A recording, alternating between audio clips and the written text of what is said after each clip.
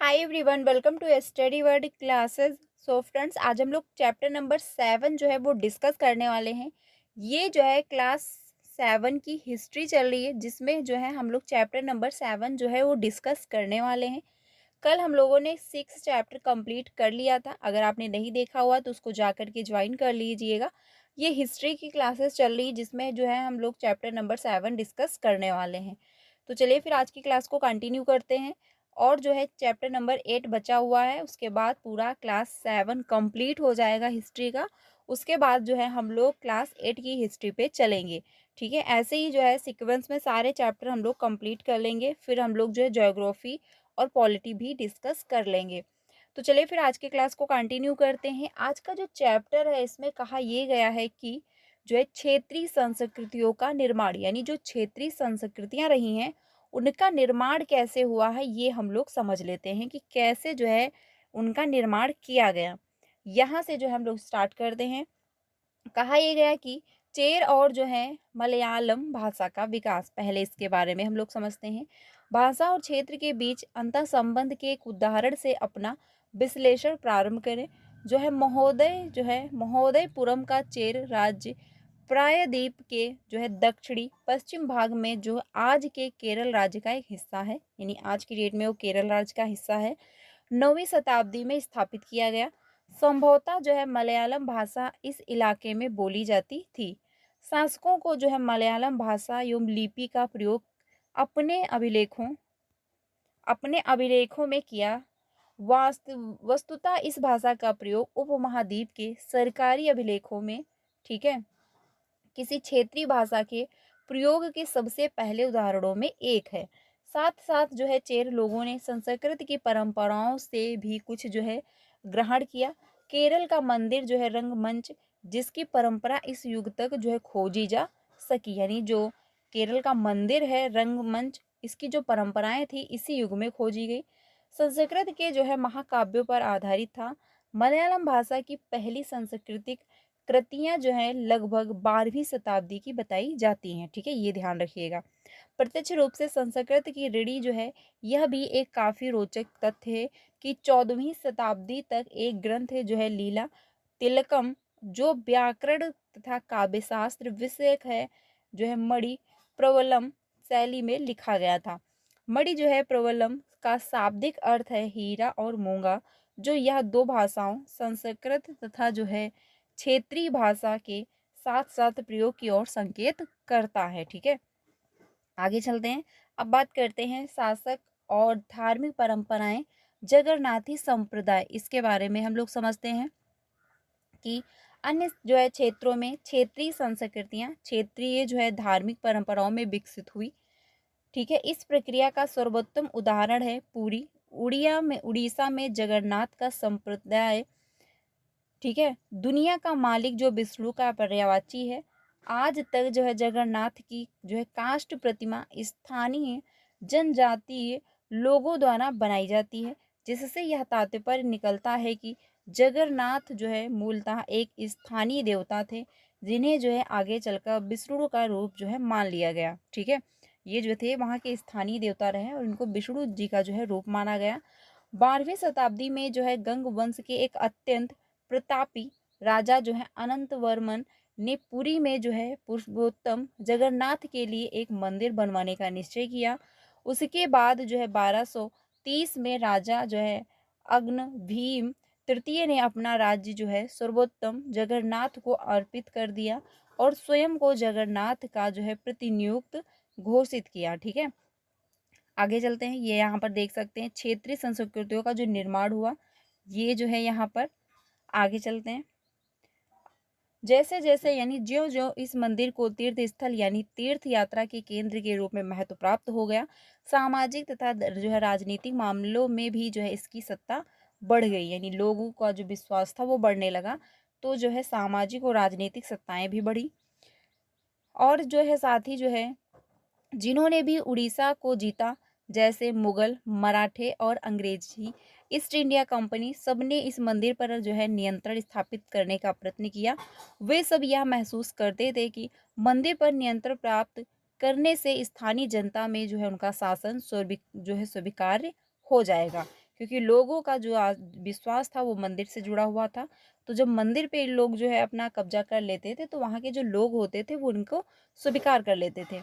अब बात करते हैं राजपूत और जो है शूरवीरता की परंपराएं, इसको समझते हैं। 19वीं शताब्दी में ब्रिटिश लोग जो है उस क्षेत्र को, जहाँ जो है आज का अधिकांश जो है राजस्थान स्थित है, राजपूताना कहते थे। ठीक है, इससे यह समझा जा सकता है कि वह एक ऐसा प्रदेश था जहाँ केवल अथवा प्रमुख रूप से राजपूत ही रहा करते थे। लेकिन यह बात आंशिक रूप से ही सत्य है।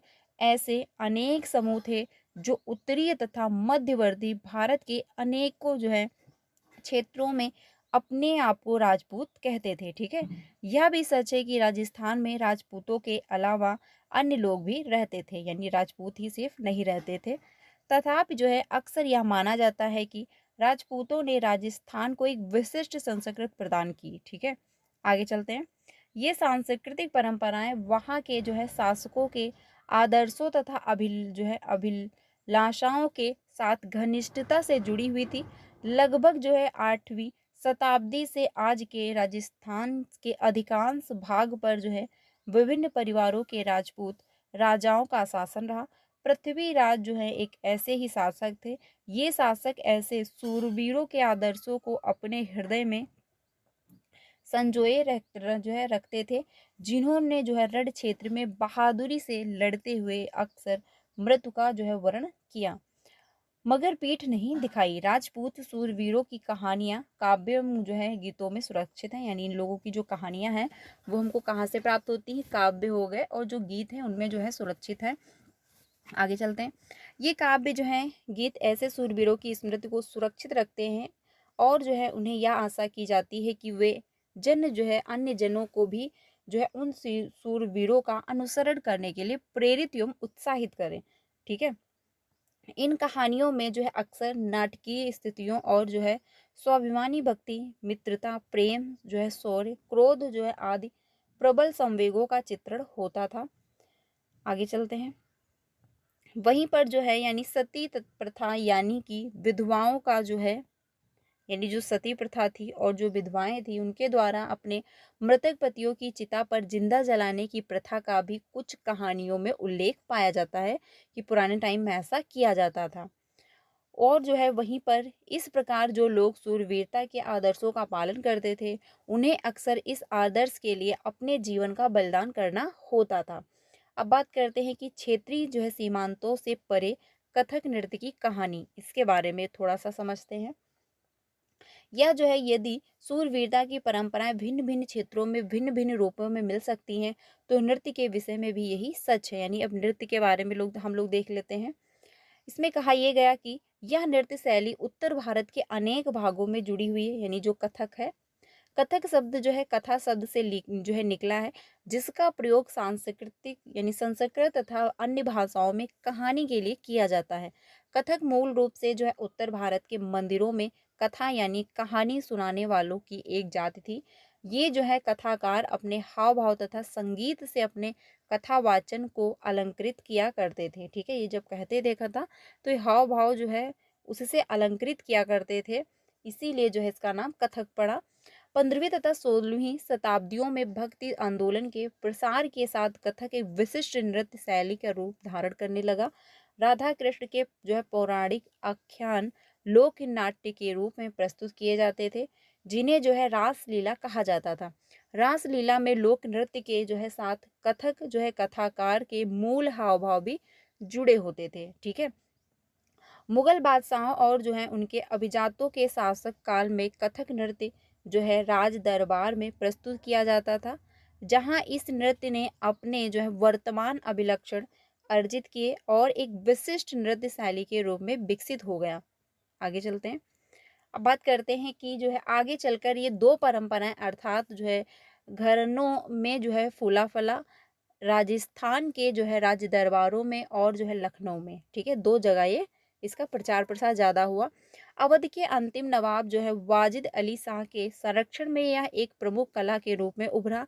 1850-1875 के जो है दौरान यह नृत्य शैली के रूप में इन दोनों क्षेत्रों में ही नहीं बल्कि आज के पंजाब, हरियाणा, जम्मू कश्मीर और बिहार तथा मध्य प्रदेश के निकटवर्ती इलाकों में भी पक्के तौर पर स्थापित हो गया।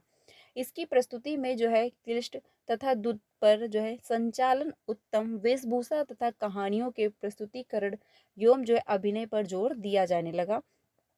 अनेक अन्य सांस्कृतिक गतिविधियों की तरह कथक को भी 19वीं तथा 20वीं शताब्दियों में अधिकांश विशिष्ट प्रशासकों ने जो है नापसंद किया। फिर भी जो है यह जीवित बचा रहा और जो है गणिकाओं द्वारा पेश किया जाता रहा। स्वतंत्रता की प्राप्ति के बाद तो देश में इसे जो है 6 शास्त्रीय नृत्य रूपों में मान्यता भी मिल गई थी। ये बात बिल्कुल सही है, ध्यान रखना। कथक को जो है क्या मान्यता प्राप्त हुई? 6 शास्त्रीय नृत्य जो है रूपों में इसको मान्यता भी प्राप्त हुई है। आगे चलते हैं, यहाँ पर थोड़ा सा देख लेते हैं। देखिए, जो भरतनाट्यम है ये तमिलनाडु की है, कथकली केरल है, उड़ीसी जो है उड़ीसा का है, और कुचिपुड़ी आंध्र प्रदेश, मणिपुरी जो है मणिपुरी। ठीक है, ये आपको ध्यान रखना है। आगे चलते हैं कि कहाँ का नृत्य कौन सा फेमस है। अब बात करते हैं कि संरक्षकों के लिए चित्रकला यानी लघु चित्रों की परंपरा, इसको समझते हैं। इसमें कहा यह गया कि जो है एक अन्य परंपरा जो कई रीतियों से विकसित हुई वह थी जो है लघु चित्रों की परंपरा। लघु चित्र जो है छोटे आकार के चित्र होते थे, जिन्हें जो है आमतौर पर जल रंगों से कपड़े या कागज पर चित्रित किया जाता था। प्राचीनतम जो है लघु चित्र तालपत्रों अथवा जो है लकड़ी की जो है तख्तियों पर चित्रित किए गए थे। इसमें से सर्वाधिक सुंदर चित्र जो पश्चिमी भारत में पाए गए जैन धर्मों को सचित्र बनाने के लिए प्रयोग किए गए थे। ठीक है, मुगल बादशाह अकबर, जहांगीर और जो है शाहजहां ने अत्यंत कुशल जो है चित्रकारों को संरक्षण प्रदान किया था, जो प्राथमिक रूप से इतिहास और काव्यों की जो है पांडुलिपियां चित्रित करते थे ये लोग जो है। ठीक है, ये पांडुलिपियां आमतौर पर जो है चटक रंगों में चित्रित की जाती थी। ठीक है, जो पांडुलिपियां होती थी, और जो है उनमें दरबार के दृश्य, लड़ाई तथा शिकार के दृश्य और सामाजिक जीवन के अन्य पहलू चित्रित किए जाते थे। अक्सर जो है उपहार के तौर पर भी इन चित्रों का आदान प्रदान किया जाता था, यानी जो उपहार होते थे, भेंट दी जाती थी, तो इसका भी प्रयोग वो लोग कर लिया करते थे, चित्रों को भी दे देते थे। गिने चुने लोग बादशाह और उनके जो है घनिष्ठ जनों द्वारा ही देखे जा सकते थे। मुगल साम्राज्य के पतन के साथ अनेक चित्रकार मुगल जो है दरबार छोड़कर नए जो है उभरने वाले क्षेत्रीय राजाओं के दरबारों में चले गए। परिणाम स्वरूप मुगलों की जो है कलात्मक रुचियों में दक्षिण के क्षेत्रीय दरबारों और जो है राजस्थान के राजपूती जो है राज दरबारों को प्रभावित किया। लेकिन इसके साथ ही उन्होंने अपनी विशिष्ट जो है विशेषताओं को सुरक्षित रखा और उनका विकास भी किया। मुगल जो है उदाहरणों का अनुसरण करते हुए शासकों तथा उनके दरबारों के दृश्य चित्रित किए जाने लगे। इनके साथ साथ जो है मेवाड़, जोधपुर, जो है बूंदी, कोटा और किशनगढ़ जैसे केंद्रों में जो है पौराणिक कथाओं तथा काव्यों के विषय का चित्रण बराबर जारी रहा। ठीक है, आगे चलते हैं। अब हम लोग बात करते हैं कि ऐसा ही जो है अन्य क्षेत्र था आधुनिक हिमाचल प्रदेश के हिर्द जो है गिर्द हिमालय की जो है तलहटी का इलाका। 17वीं शताब्दी के बाद वाले वर्षों में इस क्षेत्र में लघु चित्रकला की एक जो है सहपूर्ण एवं जो है भावपूर्ण शैली का विकास हो गया, जिसे जो है बसोल यानी कि जिसे जो है बसोली शैली कहा जाता है। यह जो सबसे लोकप्रिय पुस्तक चित्रित की गई वह थी जो है भानुदत्त की रसम मंजरी। 1749 में नादिर शाह के आक्रमण और दिल्ली विजय के परिणाम स्वरूप मुगल कलाकार जो है मैदानी इलाकों की अनिश्चितताओं से बचने के लिए जो है ठीक है पहाड़ी क्षेत्रों की ओर पलायन कर गए। उन्हें वहां जाने की जो है आश्रितता तैयार मिले, जिसके फलस्वरूप चित्रकारी की जो है कंगड़ा शैली विकसित हुई। 18वीं शताब्दी के मध्य जो है भाग तक जो है कंगड़ा के जो है कलाकारों ने एक नई शैली विकसित कर ली, जिसने जो है लघु चित्रकारी में एक नई जान डाल दी। उनकी प्रेरणा का स्रोत जो है वहाँ की वैष्णव परंपराएं थी। ठंडे नीले और हरे रंगों सहित कोमल रंगों का प्रयोग और विषयों का जो है काव्यात्मक निरूपण कंगड़ा शैली की विशेषता थी। ठीक है, ये आपको ध्यान रखना है। स्मरण रहे कि साधारण स्त्री पुरुष भी बर्तनों जो है दीवारों, कपड़ों, फर्श आदि का पर जो है अपनी कलाकृतियां चित्रित करते थे। कला के इन नमूनों में से कुछ ही बच पाते थे। इसके विपरीत जो है लघु चित्र राजमहलों में सावधानी पूर्वक रखे जाते थे, जिससे वे जो है सदियों तक सुरक्षित रहे। ठीक है, आगे चलते हैं। अब बात करते हैं बंगाल के बारे में, समझते हैं उसके बारे में, वहाँ का जो क्षेत्रीय प्रभाव रहा कैसा, वो हम लोग देख लेते हैं। तो इसमें कहा यह गया कि बंगाल में लोग हमेशा बंगाली ही बोलते थे, किंतु यह एक दिलचस्प बात है कि आज बंगाली संस्कृत से निकली हुई भाषा मानी जाती है। प्रारंभिक जो है संस्कृत ग्रंथों के अध्ययन से यह पता चला कि बंगाल के लोग संस्कृत से उपजी हुई भाषाएं नहीं बोलते थे, तो फिर जो है नई भाषा का उद्भव कैसे हुआ। ठीक है, आगे चलते हैं। ईसा पूर्व जो है चौथी तीसरी शताब्दी से बंगाल और मगध के बीच वाणिज्यिक संबंध स्थापित होने लगे थे, जिसके कारण संभवतः संस्कृत का प्रभाव बढ़ता गया। और जो है चौथी शताब्दी के दौरान गुप्त वंशीय शासकों ने उत्तर बंगाल पर अपना राजनीतिक नियंत्रण स्थापित कर लिया और वह जो है ब्राह्मणों को जो है बसाना शुरू कर दिया। इस प्रकार गंगा की जो है मध्य घाटी के भाषाई तथा सांस्कृतिक प्रभाव अधिक प्रबल हो गए। और जो है 7वीं शताब्दी में चीनी यानी जो है हुन सॉन्ग ने यह पाया कि बंगाल में सर्वत्र संस्कृत से संबंधित भाषाओं का प्रयोग हो रहा था। ठीक है, आगे चलते हैं। 18वीं शताब्दी के जो है पाल शासकों के अंतर्गत एक क्षेत्रीय राज्य का उद्भव हुआ। ठीक है, 14वीं से लेकर 16वीं शताब्दियों के बीच बंगाल पर सुल्तानों का शासन रहा, जो दिल्ली में स्थित शासकों से स्वतंत्र थे। 1886 में जब अकबर ने इस प्रदेश को जीत लिया तो उसे सूबा माना जाने लगा। उस समय प्रशासन की भाषा तो फारसी थी, लेकिन बंगाली एक क्षेत्रीय भाषा के रूप में विकसित हो रही थी जब 1886 चल रहा था। ठीक है, वस्तुतः जो है 15वीं शताब्दी तक आते आते उपभाषाओं तथा बोलियों का बंगाली समूह एक सामान्य साहित्यिक भाषा के रूप में एक बंद हो गया। यह जो है साहित्यिक भाषा उस क्षेत्र की पश्चिमी भाग की बोलचाल की भाषा थी, जिसे जो है अब पश्चिमी बंगाल कहा जाता था। यद्यपि जो है बंगाली का उद्भव संस्कृत से ही हुआ, यहाँ पर जो है अपने क्रम जो है विकास की अनेक अवस्थाओं से गुजरी है। इसके अलावा जो है गैर संस्कृत शब्दों का एक विशाल शब्द भंडार है, जो जनजातीय भाषाओं, फारसी और जो है यूरोपीय भाषाओं सहित अनेक स्रोतों से इसे प्राप्त हुआ। आधुनिक बंगाली का जो है एक हिस्सा बन गया है। आगे चलते हैं। बंगाली के प्रारंभिक साहित्य को 2 श्रेणियों में बांटा जा सकता है। एक श्रेणी है संस्कृत की ऋणी और जो है दूसरी उसे स्वतंत्रता, मतलब यानी कि दूसरी जो है स्वतंत्र है। पहली श्रेणी में संस्कृत महाकाव्यों के अनुवाद जो है मंगल काव्य, ठीक है, और भक्ति साहित्य जैसे जो है गौड़ी वैष्णव आंदोलन के नेता की जो है चैतन्य देवी की जो है जीवनियाँ शामिल की गई हैं। दूसरी श्रेणी में जो है नाथ साहित्य शामिल है, जैसे जो है मैनामती गोपीचंद्र के जो है गीत, धर्म जो है ठाकुर की पूजा से संबंधित कहानियाँ, परिकथाएं, लोक कथाएं और जो है गाथा गीत, ये जो है दूसरी श्रेणी में संबंधित हैं। आगे चलते हैं।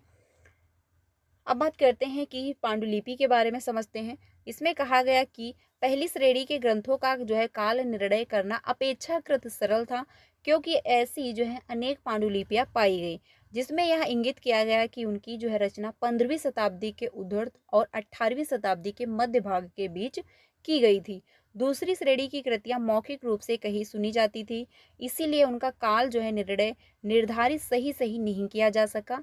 वे खास तौर पर जो है पूर्वी बंगाल में लोकप्रिय थी, जहां जो है ब्राह्मणों का प्रभाव अपेक्षाकृत कम था। ठीक है, आगे चलते हैं। अब बात करते हैं पीर और मंदिर के बारे में समझते हैं। इसमें कहा गया कि 16वीं शताब्दी से लोगों ने बड़ी संख्या में पश्चिमी बंगाल के कम उपजाऊ क्षेत्रों को छोड़कर दक्षिण पूर्व बंगाल के जंगली जो है तथा दलदली इलाकों में प्रवास करना शुरू कर दिया। ज्यों-ज्यों कि वे पूर्व की ओर बढ़ते गए, वे जंगलों को साफ करके भूमि में धान की खेती करने लगे। धीरे धीरे जो है स्थानीय मछुआ तथा स्थानांतरीय खेती करने के वाले लोग जो अक्सर जनजातीय थे, किसानों के एक नए समुदाय मिल गए। ठीक है, वो लोग धीरे धीरे खेती करने लगे। इन्हीं दिनों बंगाल पर जो है मुगलों का नियंत्रण स्थापित हो गया। उन्होंने जो है पूर्वी डेल्टा प्रदेश के केंद्रीय भाग में स्थित जो है ढाका नगर में जो है अपनी राजधानी स्थापित की। अधिकारी और कर्मचारी लोग भूमि प्राप्त करके अक्सर जो है उस पर जो है मस्जिदें बना लेते थे, जो इस इलाके के धार्मिक रूपांतरण के केंद्रों के रूप में काम करती थी। ठीक है, क्योंकि जब मस्जिद बनेंगे तो जो धर्म मानते थे, जो अन्य धर्म, उसमें क्या धीरे धीरे बदलाव होने लगा था। प्रारंभ में जो है प्रारंभ में जो है बाहर से आकर यहाँ बसने वाले लोग इन अस्थिर परिस्थितियों में रहने के लिए कुछ व्यवस्था तथा जो है आश्वासन चाहते थे। ये जो है सुख सुविधाएं तथा आश्वासन उन्हें समुदाय के नेताओं ने प्रदान की। ये नेता शिक्षकों और जो है निर्णयों की भूमिका भी अदा करते थे। कभी कभी ऐसा समझा जाता था कि जो है इन नेताओं के पास जो है अलौकिक शक्तियां हैं। इन्हें जो है आदर से लोग इन्हें पीर कहा करते थे। ठीक है, यानी आदर से इन्हें पीर भी कहते थे, क्योंकि इनको लगता था इनके पास कोई शक्ति है। इस जो है पीर श्रेणी में संत या सूफी और अन्य धार्मिक महाभाव जो है महानुभाव, साहसी उपनिवेशी जो है देवत्व प्राप्त सैनिक एवं योद्धा, विभिन्न हिंदू एवं बौद्ध देवी देवता और यहाँ तक कि जीवात्माएं भी शामिल थी। पीरों की पूजा पद्धतियां बहुत ही लोकप्रिय हो गई और उनकी जो है मज़ारें बंगाल में सर्वत्र पाई जाती थी। ठीक है, ज़्यादा लोग जो है ये फेमस हो गए। आगे चलते हैं। 15वीं जब आई शताब्दी, तो उसमें क्या हुआ कि मंदिर बनाने के दौर जोर पर रहा, यानी काफ़ी लोग मंदिर बनवाने लगे। जब 19वीं शताब्दी आई, जो आकर ये समाप्त भी हो गया। ठीक है, यानी धीरे धीरे कम पड़ गया। और उसके बाद मंदिर और अन्य धार्मिक भवन अक्सर उन व्यक्तियों या समूहों द्वारा बनाए जाते थे जो शक्तिशाली बन रहे थे और जो है वे इनके माध्यम से अपनी शक्ति तथा जो है भक्ति भाव का प्रदर्शन करना चाहते थे, यानी ज़्यादा पावरफुल वो दिखना चाहते थे। बंगाल में साधारण ईंटों और मिट्टी गारे से अनेक मंदिर निम्न सामाजिक समूहों जैसे कालू जो है कंसारी आदि के समर्थन से बने थे। यूरोप की व्यापारी कंपनियों ने आ जाने से नई जो है आर्थिक जो है अवसर पैदा हुए। इन जो है सामाजिक समूहों से संबंधित अनेक परिवारों ने इन अवसरों का लाभ उठाया। जैसे जैसे लोगों की सामाजिक तथा आर्थिक स्थिति सुधरती गई, उन्होंने जो है इन स्मारकों के निर्णय के माध्यम से अपनी प्रतिष्ठित या प्रतिष्ठा की जो है घोषणा कर दी। जब स्थानीय देवी देवताओं जो पहले गांव में जो है छन या फिर छप्पर वाली झोपड़ियों में, यानी देख सकते हैं छप्पर वाली जो झोपड़ियाँ थी उसमें रहते थे, पूजे जाते थे, वह ब्राह्मणों द्वारा मान्यता प्राप्त कर दी गई, तो जो है उनकी प्रतिमाएं मंदिरों में स्थापित की जाने लगी। ठीक है, इन मंदिरों की शक्ल या जो है आकृति बंगाल की छप्परदार झोपड़ियों की तरह जो है दो चाला या फिर चौचाला होती थी। इसके कारण मंदिर की जो है स्थापत्य कला में विशिष्ट बंगाली शैली का जो है प्रादुर्भाव हुआ।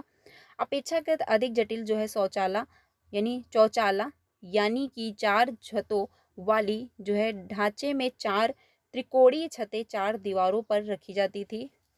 जो ऊपर वाली जो यानी कि जो ऊपर तीर्थ रेखा या एक बिंदु तक जाती थी। मंदिर आमतौर पर एक जो है वर्गाकार चबूतरे पर बनाए जाते थे। उनके भीतर भाग में कोई सजावट नहीं थी, लेकिन जो है अनेक मंदिरों की बाहरी दीवारें चित्रकारियों, सजावटी जो है टाइलों तथा जो है अथवा मिट्टी की पट्टियों से सजी होती थी। कुछ मंदिरों में विशेष रूप से पश्चिमी बंगाल के जो है बांकुड़ा जिले में जो है विष्णुपुर के मंदिर में ऐसी सजावटें अत्यंत उत्कृष्ट कोटि तक पहुंच चुकी थी। ठीक है, अब बात करते हैं कि मछली भोजन के रूप में इसको हम लोग समझते हैं कि कब आई। इसमें कहा यह गया कि परंपरागत भोजन संबंधी आदतें आमतौर पर स्थानीय रूप में उपलब्ध खाद्य पदार्थों पर निर्भर थी। बंगाल एक जो है नदी मैदान था, इसीलिए जो है वहाँ पर मछलियाँ काफ़ी मिल जाती थी। ठीक है, इसीलिए यह स्वाभाविक है कि इन दो जो है दिनों वस्तुओं को गरीब बंगालियों की भोजन जो है सूची में भी प्रमुख स्थान प्राप्त था। मछली पकड़ना वहाँ का प्रमुख धंधा रहा और बंगाली साहित्य में मछली का जो है स्थान स्थान पर उल्लेखनीय मिलता है, जिससे जो है ज़्यादा और क्या होगा कि मंदिरों और बौद्ध विहारों की दीवारों पर जो मिट्टी की पट्टियां लगी हैं उसमें भी मछलियों को साफ जो है रखते हुए और जो है टोकरियों में भर कर बाजार ले जाते हुए दर्शाया गया है। ब्राह्मणों को जो है समिष्ट भोजन करने की अनुमति नहीं थी, लेकिन स्थानीय आहार में मछली को लोकप्रियता को देखते हुए ब्राह्मण धर्म के विशेषज्ञों ने बंगाली ब्राह्मणों के लिए इस निषेध में ढली जो है दे दी, यानी वो खा सकते थे। वृद्ध धर्म जो है पुराण जो बंगाल में रचित 13वीं शताब्दी का संस्कृत ग्रंथ है, ने स्थानीय ब्राह्मणों को कुछ खास किस्मों की मछली खाने की अनुमति दे दी थी, क्योंकि वहाँ पर ये मेन ही था, तो इसीलिए वहाँ पर ये अनुमति दे दी गई थी कि आप लोग इसको खा सकते हो। तो ये था पूरा चैप्टर 7 जो कंप्लीट हो गया। क्लास 7 की हिस्ट्री का चैप्टर था। ठीक है, आई होप आप लोगों को समझ में आया हुआ। एक बार समझ में नहीं आया इसको फिर से जो है रिपीट कर लीजिएगा, आपको बहुत अच्छे से समझ में आएगा। टेलीग्राम चैनल का लिंक आपको डिस्क्रिप्शन में मिल जाएगा, वहाँ से ज्वाइन हो जाइएगा, वहाँ पे आपको सारी PDF मिल जाएंगी। क्लास कैसी लगी कमेंट में ज़रूर बताइएगा। ये क्लास डेली 5 बजे होती है, तो आप इसको डेली ज्वाइन करिए। और पेपर 1 एंड पेपर 2 दोनों आपका अच्छे से कंप्लीट होगा। 3 बजे क्लास होती है, वो पेपर 1 एंड पेपर 2 दोनों के लिए होती है, जहाँ पर हम लोग ऑल सब्जेक्ट की प्रिपरेशन कर रहे हैं। सोशल साइंस की क्लास आपको 5 बजे मिलती है, तो आप इसको डेली ज्वाइन कर सकते हो। क्लास अच्छी लगी तो लाइक कर दीजिएगा, बाकी अपने सारे फ्रेंड को शेयर करिएगा। PYQ की भी क्लासेस आपको मिल रही हैं, प्लेलिस्ट बनाई हुई, आप लोग प्रैक्टिस भी कर सकते हो। मिलते हैं नेक्स्ट वीडियो में। Thank you.